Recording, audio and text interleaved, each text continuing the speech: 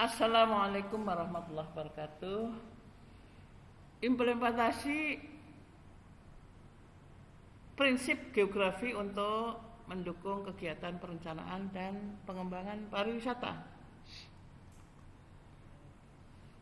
Prinsip geografi, terdapat 4 prinsip geografi sebagaimana yang diungkapkan Nur Syahid Sumaatmaja dalam buku Studi Geografi, suatu pendekatan dan analisa keruangan, antara lain 1 prinsip penyebaran, 2 prinsip interrelaksi, 3 prinsip deskripsi, dan 4 prinsip korologi.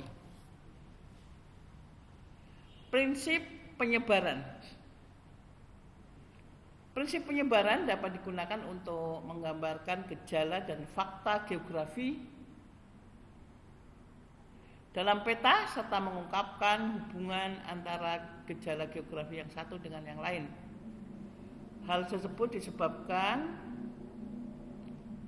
penyebaran gejala dan fakta geografi tidak merata antara wilayah satu dengan wilayah lain.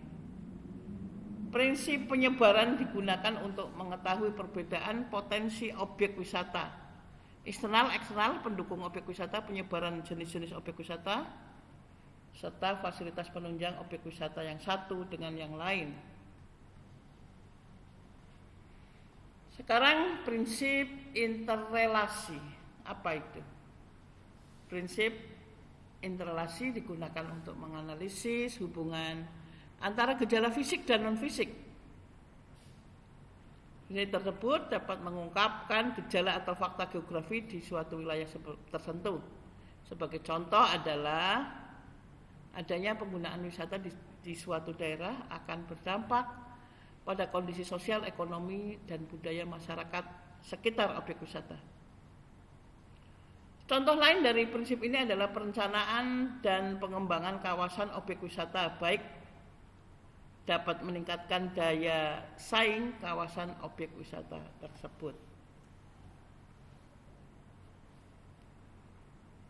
Prinsip deskripsi. Prinsip deskripsi dalam geografi digunakan untuk memberikan gambaran lebih jauh tentang gejala dan masalah geografi yang dianalisis.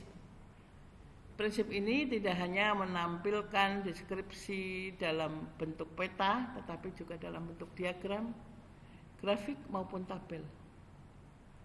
Prinsip deskripsi dalam kegiatan pariwisata digunakan untuk memberikan gambaran terkait objek wisata, nama, lokasi, objek wisata, jenis objek, sarana penunjang objek wisata, fasilitas pendukung objek, kondisi flora dan fauna sekitar objek, keunikan objek dan lainnya.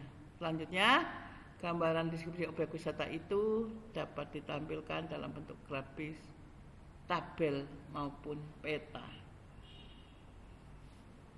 Prinsip korologi. Prinsip korologi disebut juga prinsip keruangan.